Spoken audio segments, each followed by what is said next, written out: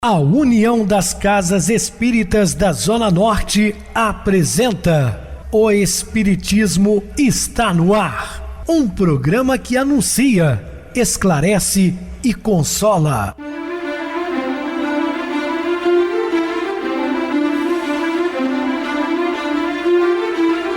Não se turve vosso coração. Credes em Deus, credes também em mim. Na casa de meu pai há muitas moradas. Se assim não fora, eu vou-los teria dito, pois vou preparar-vos lugar. O Espiritismo está no ar. Sintonize esta frequência. Pare, pense na vida, faça perguntas. Muito boa noite, meus queridos e amados irmãos ouvintes da Rádio Clube FM, também do programa Espiritismo está no ar, uma onda de amor e luz em seu rádio. Este é um programa que anuncia, esclarece e consola. Rádio Clube FM, sua voz e a nossa voz. Estamos no ar de segunda a sexta desde 2014 pela emissora. Depois também pelo YouTube, o canal é Viver _ Melhor. Se inscreva, deixa seu like, sua opinião é sempre importante para nós. Ou acesse o YouTube, digite o Espiritismo está no ar. Lá encontrarão vários programas, inclusive o do dia. Eu recebo carinhosamente meu querido amigo espiritista, trabalhador da Casa Espírita Maria de Nazaré, Adilson Reis. Uma boa noite, seja muito bem-vindo. Boa noite, Pedrosa, boa noite a você, ouvinte da Rádio Clube FM, e a todos os nossos ouvintes nos 4 cantos do Brasil e do mundo. Sejam todos bem-vindos a mais uma edição do programa O Espiritismo está no ar. Vamos estudar e aprender juntos. Jesus nos abençoe. Meus queridos irmãos, hoje vamos estudar sobre o sentido das palavras. Dúvidas, entre em contato conosco ligando para o WhatsApp da Rádio Clube FM, que é 0 operadora 32 999327758. Quer falar comigo? Utilize a TIM 988012675, o WhatsApp 9844949, novamente 59. O e-mail espiritismo está no ar, @hotmail.com. Interajam conosco, façam perguntas, tirem dúvidas, podem dar sugestões ao programa. Estamos à disposição de todos os ouvintes. Vamos agora para aquele momento muito especial que é o nosso momento de oração. Sintonize esta frequência. O Espiritismo está no ar. Momento de oração. Em nossa jornada terrena, estaremos sempre no presente, colhendo tudo aquilo que houvermos semeado no passado. Esta lei de causa e efeito tem que ser assimilada em nosso dia a dia para que eliminemos do nosso viver a pior postura na vida, a postura de vítima. Ninguém é vítima de ninguém, nem é vítima de nada. A vida é uma sucessão de semeaduras e de colheitas. Daí, tudo estar certo, absolutamente certo, rigorosamente certo, matematicamente certo. Estamos apresentando O Espiritismo está no ar. E meus amados irmãos, estamos de volta com o assunto da noite, falando sobre o sentido das palavras. Ao acompanharmos as duas condições distintas de trabalho antes e após o conhecimento da mensagem do Cristo, o estudo nos assinala uma das mais belas expressões de fé raciocinada, fundamentada na lógica dos enunciados de Jesus e que inspiram o apóstolo a se expressar: "Mas sob a tua palavra lançarei a rede". Isso referindo a Simão Pedro naquela pescaria. Continuando a análise ainda do texto do evangelista Lucas, localizamos no versículo 3 o seguinte: pediu-lhe que o afastasse um pouco da praia. Então, eles não pegavam nada naquela região, já estavam cansados praticamente o dia todo pescando, e Jesus pede que eles afastem um pouco da praia. Sabemos que Simão, sendo um pescador, utilizava o seu barco como instrumento de trabalho. Da mesma forma, nas várias posições em que somos colocados na vida, identificamos também em nós e à nossa volta recursos de ação para que possamos atuar no plano que nos é próprio. O lar é um ambiente inicial, mas que se prolonga nos centros de interesses profissional e se configura em outras formas, nas relações sociais, nas facilidades disponíveis, nas informações que ouvimos ou sabemos nas manifestações do falar ou do agir, etc. Dependendo, do trabalho, há uma extensão do nosso lar, onde você cria um grupo de amizades e que muitas vezes trabalha por longos anos, como se fosse a segunda família, uma parentela mais próxima. À medida que nos dedicamos à aquisição de valores espirituais, mais se acentua a necessidade de nos colocarmos à disposição do Cristo. Para isso, cabe-nos tão somente atender ao seu pedido, afastar um pouco da praia, ou seja, das cogitações materiais, puramente transitórias, para que as autênticas expressões de espiritualidade que partem das esferas mais altas circulem em nós, clareando os caminhos e favorecendo o entendimento da Boa Nova. Muitas vezes precisamos afastar um pouco daquelas coisas corriqueiras do mundo e dedicarmos um tanto mais ao semelhante. Afastamento da praia, porém, não pode ser demasiado para que não se percam as possibilidades de auxílio a quantos possam, por nosso intermédio, de ser beneficiados pela bondade do Cristo, conforme se deduz da colocação de Jesus. Isso quer dizer o seguinte: nós estamos no mundo. Não adianta vir com aquela expressão, quando eu era do mundo, não, porque você está no mundo e dele não se afasta. Não o tempo todo. Momentaneamente, sim, para fazer uma reflexão. Às vezes necessitamos de um cantinho, de um repouso, de sair um pouco do foco, mas depois retomemos. Porque nós fomos criados para vivermos em sociedade. Por isso que Jesus disse, granjeai amigos. E Joana de Anjos disse-nos, vivemos porque convivemos. Então, há uma necessidade da convivência. Além do mais, as coisas materiais são úteis à ação do Espírito, desde que não se viva em função delas. Você precisa do dinheiro, mas não deve ser escravo dele, que é completamente diferente, Analisemos ainda, nesse texto do evangelista Lucas, os dois significados do verbo lançar. No primeiro momento, Jesus utiliza a forma imperativa, lançai as vossas redes para pescar. Já no segundo, Pedro emprega o tempo futuro do modo indicativo, sob a tua palavra, lançarei a rede. Então Jesus disse, primeiro, lançai. E ele responde, lançarei. O imperativo existente na frase de Jesus indica sua autoridade moral, que determina usemos dos nossos valores para pescar benefícios espirituais. Já o lançarei do apóstolo Pedro aponta para uma possibilidade de algo vir a acontecer. Esclarecidos pelas verdades da doutrina espírita, percebemos que o Evangelho concita-nos a lançar a nossa rede. Lançar é agir, movimentar mais além. Como eu falo, saia da inércia. Propague os ensinamentos do Senhor Jesus. Quando eu falo propagar o ensinamento de Jesus, não é ficar pregando para os outros, não. Porque as pessoas acham que estou evangelizando, estou falando. São as boas ações. É a prática realmente da vivência. Porque palavras, nós estamos cansados de palavras. Chega de palavras, o importante são as ações, os nossos atos. Lembrando mais uma vez de uma grande argumentação de Francisco de Assis, quando ele falava àquele povo que reunia em torno de si. Ele diz, vá, meus irmãos, pregai o Evangelho para todas as pessoas. Se necessário for, utilize de palavras. Olha só a profundidade. Se necessário, porque pregar o Evangelho é viver os ensinamentos de Jesus. Isso sim, é a prática. Não são palavras. Pregadores tem uns montes aí, inclusive nós aqui falando.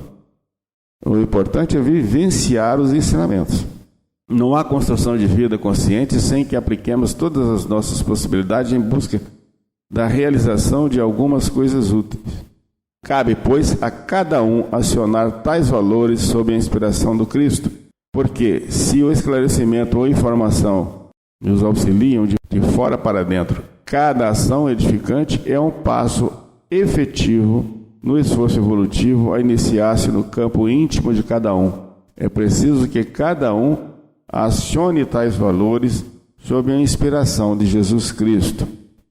No mesmo texto ainda de Lucas, podemos ainda destacar igualmente barco, instrumento de trabalho de Simão Pedro.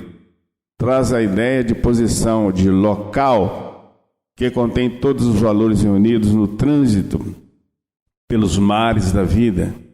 Redes, peixes, colheram, e outras palavras contidas na citação de Lucas são vocábulos igualmente portadores de muitas ideias, cujo entendimento imprime esforço de renovação com Jesus Cristo. Então, meus queridos irmãos, o que eu quero dizer é que precisamos fazer interpretações profundas, muitas vezes psicológicas, do Evangelho de Jesus, e não uma interpretação literal, né?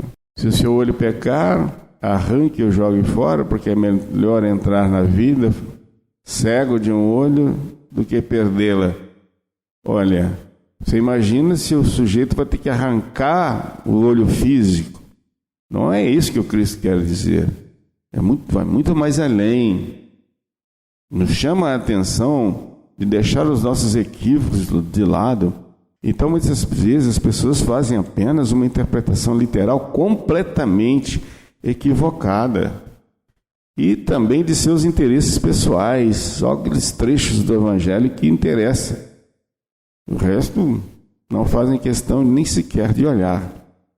Então a doutrina espírita ela vai muito mais fundo, né? Porque ela estuda profundamente os ensinamentos de Jesus.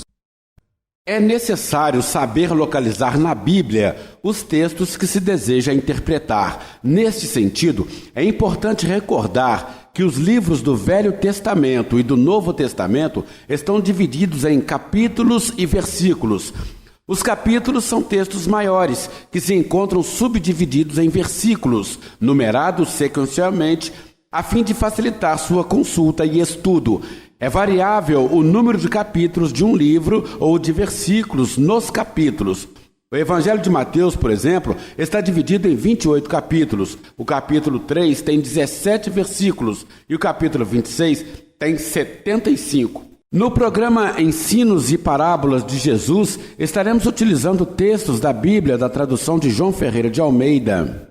Normalmente, a indicação de um trecho do Evangelho é feita por extenso ou abreviada na seguinte ordem: nome do livro, número do capítulo e do versículo. Assim, Marcos, capítulo 10, versículo 4, ou MC 10, 2.4, que expressa Evangelho de Marcos, capítulo 10, versículo 4. Algumas traduções inserem referências após o título do capítulo, indicando que este assunto está repetido em outro livro do Evangelho. Exemplo, a vocação de Mateus ou o chamado de Mateus. Mateus capítulo 9, versículos de 9 a 13, é também relatado em Marcos, capítulo 2, versículos 13 e 14, e em Lucas, capítulo 5, versículos 27 e 28. Outras versões, como a Bíblia de Jerusalém, possuem um sistema de referências mais detalhado, relacionam assuntos ou ideias existentes em um mesmo livro, explicam o significado de palavras ou expressões. A referência de ideias existentes no mesmo livro é feita mediante a inscrição de pequenos números no desenvolvimento da narrativa, colocados à margem direita ou esquerda da página. Veja o exemplo. Em Mateus, capítulo 6, versículo 1, está escrito na Bíblia de Jerusalém assim: guardai-vos de praticar a vossa justiça diante dos homens, para serdes vistos por eles. Se o fizerdes, não recebereis a recompensa do vosso Pai que está nos céus. Capítulo 23, versículo 5, Lucas, capítulo 16, versículo 14 e 15, e João, capítulo 5, versículo 4. Interpretação. Os números 23,5 colocados à direita indicam que há ideias semelhantes no capítulo 23, versículo 5 deste mesmo livro, Evangelho de Mateus. As referências de Lucas, capítulo 16, versículo 14 e 15, e João, capítulo 5, versículo 44, também citadas à margem direita, indicam que o mesmo assunto é encontrado respectivamente. A interpretação espírita do Novo Testamento tem como base o Evangelho segundo o Espiritismo, que traça uma diretriz segura em espírito e verdade. A mensagem de Jesus é entendida como valiosa ação de higienização do nosso campo mental, constituindo-se em divino recurso para a construção dos nossos legítimos sentimentos de realização no bem. Apresenta-se também como trabalho reeducador, que deve estar presente nos nossos processos de libertação espiritual. A mensagem evangélica não comporta, pois, apenas leituras ou comentários de superfície. O Evangelho de Jesus necessita ser aprendido, assimilado e, acima de tudo, vivido. A propósito, assim se expressa Emmanuel. A lição do Mestre, além disso, não constitui tão somente o impositivo para os místeres da adoração. O Evangelho não se reduz a abreviário para o genuflexório. É roteiro imprescindível para a legislação e administração, para o serviço e para a obediência. O Cristo não estabelece linhas divisórias entre o templo e a oficina. Toda a terra é seu altar de oração e seu campo de trabalho. A parábola do semeador foi ensinada e interpretada por Jesus, atendendo o pedido dos apóstolos. Apresentamos em seguida os dois textos evangélicos, a parábola e sua interpretação. Ouve: eis que saiu o semeador a semear. E aconteceu que, semeando ele, uma parte da semente caiu junto do caminho, e vieram as aves do céu e a comeram. E outra caiu sobre pedregais, onde não havia muita terra, e nasceu logo, porque não tinha terra profunda. Mas saindo o sol, queimou-se, e porque não tinha raiz, secou-se. E outra caiu entre espinhos, e crescendo os espinhos, a sufocaram e não deu fruto. E outra caiu em boa terra e deu fruto, que vingou e cresceu. E um produziu 30, outro 60 e outro 100. E quando se achou só, os que estavam junto dele, com os 12, interrogaram-no acerca da parábola, e ele lhes disse: a vós vos é dado saber os mistérios do reino de Deus, mas aos que estão de fora, todas essas coisas se dizem por parábolas, para que vendo, vejam e não percebam, e ouvindo, ouçam e não entendam, para que se não convertam e lhes sejam perdoados os pecados. E disse-lhes: não percebeis esta parábola? Como, pois, entendereis todas as parábolas? O que semeia, semeia a palavra, e o que estão junto ao caminho são aqueles em que a palavra é semeada. Mas tendo eles a ouvido, vem logo Satanás e tira a palavra que foi semeada no coração deles. E da mesma sorte, os que recebem a semente sobre pedregais, que ouvindo a palavra, logo com prazer a recebem, mas não têm raiz em si mesmos, antes são temporãos. Depois, sobrevindo tribulação ou perseguição por causa da palavra, logo se escandalizam. E os outros são os que recebem a semente entre espinhos, os quais ouvem a palavra, mas os cuidados deste mundo e os enganos das riquezas e as ambições de outras coisas, entrando, sufocam a palavra e fica infrutífera. E os que recebem a semente em boa terra são os que ouvem a palavra e a recebem e dão fruto, um a 30, outro a 60 e outro a 100 por um. E no dia seguinte, quando saíram de Betânia, teve fome. Vendo de longe uma figueira que tinha folhas, foi ver se nela acharia alguma coisa. E chegando a ela, não achou senão folhas, porque não era tempo de figos. E Jesus, falando, disse à figueira: nunca mais como alguém fruto de ti. E os seus discípulos ouviram isso, e eles, passando pela manhã, viram que a figueira se tinha secado desde as raízes. E Pedro, lembrando-se-lhe, disse-lhe: mestre, eis que a figueira que tu amaldiçoaste se secou. E Jesus respondendo, disse-lhes: tende fé em Deus, porque em verdade vos digo que qualquer que disser a este monte: ergue-te e lança-te no mar, e não duvidar em seu coração, mas crer que se fará aquilo que diz, tudo o que disser lhe será feito. Allan Kardec interpreta esta parábola da seguinte forma: A figueira que secou é o símbolo dos que apenas aparentam propensão para o bem, mas que, em realidade, nada de bom produzem, dos oradores que mais brilho têm do que solidez, cujas palavras trazem superficial verniz, de sorte que agradam aos ouvidos, sem que, entretanto, revelem, quando prescrutadas, algo de substancial para os corações. Simboliza também todos aqueles que, tendo meios de ser úteis, não o são. Todas as utopias, todos os sistemas ocos, todas as doutrinas carentes de base sólida. O que as mais das vezes falta é a verdadeira fé. A fé produtiva, a fé que abala as fibras do coração, a fé, numa palavra, que transporta montanhas. São árvores cobertas de folhas, porém baldas de frutos. Por isso é que Jesus as condena à esterilidade, porquanto o dia virá em que se acharão secas até a raiz. O ensinamento evangélico sobre o lançamento da rede pelo lado direito do barco é interpretado por Emmanuel no livro Caminho, Verdade e Vida. E ele lhes disse: lançai a rede à direita do barco e achareis. Lançaram-na, pois, e já não a podiam tirar pela multidão dos peixes. Emmanuel interpreta em linhas gerais este ensino conforme as seguintes explicações contidas no seu livro Caminho, Verdade e Vida.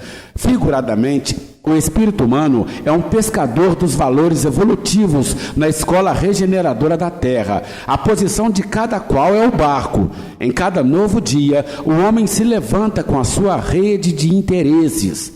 Estaremos lançando a nossa rede para a banda direita? Fundam-se os nossos pensamentos e atos sobre a verdadeira justiça? Convém consultar a vida interior em esforço diário, porque o Cristo, nesse ensinamento, recomendava de modo geral aos seus discípulos: dedicai vossa atenção aos caminhos retos e achareis o necessário. Tais ensinos, de uma beleza sem par e de uma profundidade que abarca todas as lições evangélicas, têm as características da prática da vida, com sabor pessoal para cada um de nós, desde que entendidos em sua alta significação espiritual. A interpretação não deve ser literal, porque a letra mata, mas o espírito vivifica. Assim, pobres de espírito, terra, mansos, reino dos céus, justiça e tantas outras expressões não devem ser entendidas na sua acepção literal odierna, porque a perderam seu primitivo sentido pelo decurso dos séculos e em função das traduções imperfeitas. Jesus, vendo a multidão, subiu a um monte, e assentando-se, aproximaram dele os seus discípulos, e abrindo a boca os ensinava, dizendo: bem-aventurados os pobres de espírito, porque deles é o reino dos céus. Bem-aventurados os que choram, porque eles serão consolados. Bem-aventurados os mansos, porque eles herdarão a terra. Bem-aventurados os que têm fome e sede de justiça, porque eles serão fartos. Bem-aventurados os misericordiosos, porque eles alcançarão misericórdia. Bem-aventurados os limpos de coração, porque eles verão a Deus. Bem-aventurados os pacificadores, porque eles serão chamados filhos de Deus. Bem-aventurados os que sofrem perseguição por causa da justiça, porque deles é o reino dos céus. Bem-aventurados sois vós, quando vos injuriarem e perseguirem e, mentindo, disserem todo mal contra vós por minha causa. Exultai e alegrai-vos, porque é grande o vosso galardão nos céus, porque assim perseguiram os profetas que foram antes de vós. Muito bem, Adilson, também bem explicado. Vamos agora para o intervalo musical, a seguir a nossa oração final. Remorso que corrói.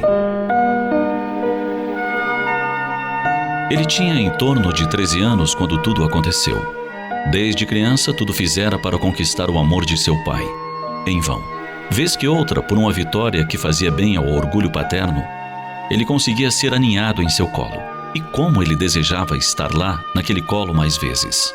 Sentir a barba de seu pai roçar em seu rosto. Sentir o calor daqueles braços. Mas o pai parecia distante, alheio ao filho. E pior, o garoto percebia como eram mal vistas algumas das suas fraquezas. O pai queria um filho forte. E ele era um menino que tinha náuseas por pouca coisa. Quando viajava, quando algo o incomodava, quando, adolescente, o que sentia na infância recrudescera. E todo esse processo ele tinha um grande rival, o filho do empregado da casa.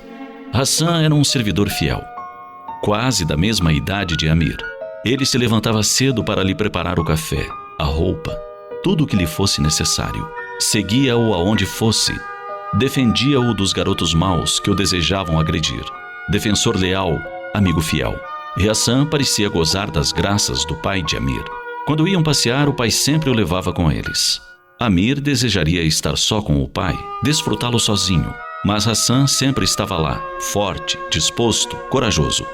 Então Amir decidiu que era hora de acabar com a concorrência. Pegou seu valioso relógio de pulso e algum dinheiro e colocou debaixo do colchão de Hassan.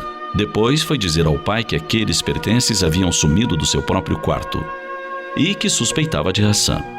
A acusação era grave e foi confirmada. Tudo foi encontrado debaixo do seu colchão. Perguntado, Hassan confessou: roubei. Amir entendeu que o amigo o estava salvando de uma situação terrível, pois se seu pai descobrisse a verdade, ele é que estaria em maus lençóis. Amir se sentiu como um mentiroso, um traidor, um monstro. Contudo, se calou. A afeição de seu pai por ele estava em jogo. Hassan foi embora e ele nunca mais o viu. O remorso, contudo, jamais o abandonou.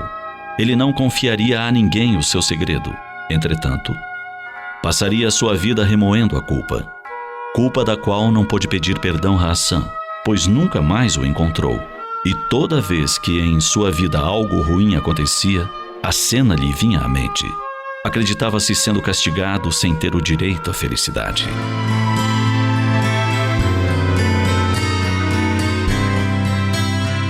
O remorso é sentimento destruidor. Não edifica, senão quando o que se crê culpado resolva se redimir. Por isso, não alimente remorsos por orgulho ou qualquer outro sentimento semelhante. Confesse seu erro quando ele ocorra e parta para o acerto. Você não é infalível. Aprenda a pedir desculpas, a admitir seus equívocos, para que não aninhe remorsos na alma. O remorso somente é positivo quando tem o poder de lhe fazer reerguer e não sucumbir. Todos os que seguimos pelos caminhos humanos podemos tropeçar. O importante é que aprendamos a nos recuperar, soerguer-nos, elevarmos-nos para os planos de luz da alma em paz. Pense nisso.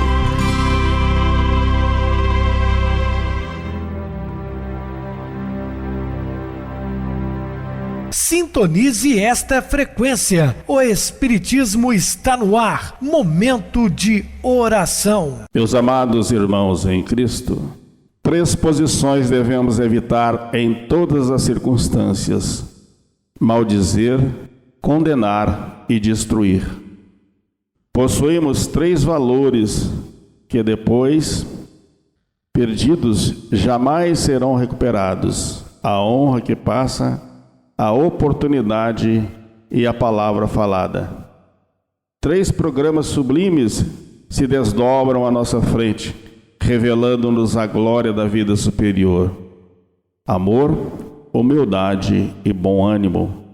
Que o Senhor nos ajude, pois em nossas necessidades a seguir sempre 3 abençoadas regras de salvação: corrigir em nós o que nos desagrada em outras pessoas, amparar-nos mutuamente, amar-nos uns aos outros, como Ele mesmo nos ensinou, que nos amemos mais. Muita paz a todos.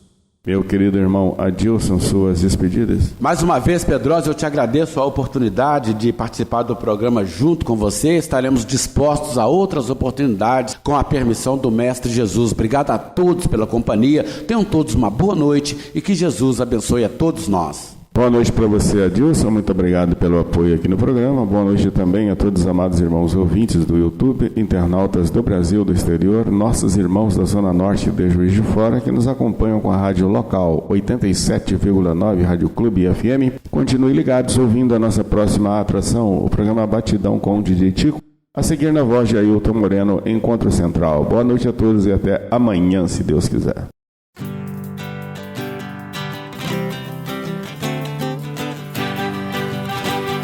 A União das Casas Espíritas da Zona Norte apresentou O Espiritismo Está no Ar, anunciando o Evangelho de Jesus, esclarecendo sua mensagem, consolando corações. Olhe pro céu e descubra imagens de luz.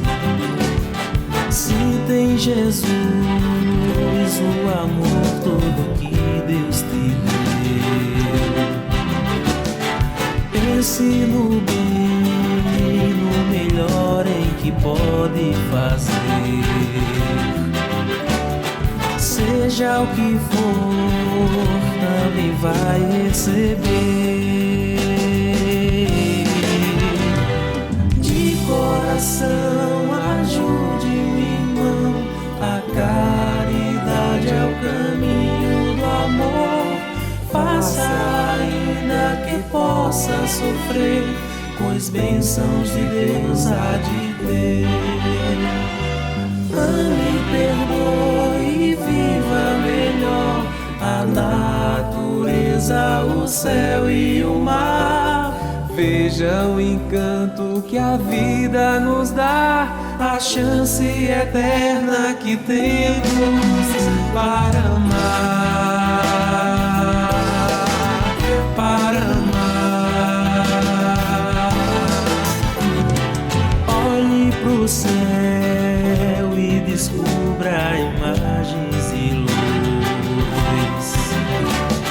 Sinta em Jesus o amor todo que Deus te deu.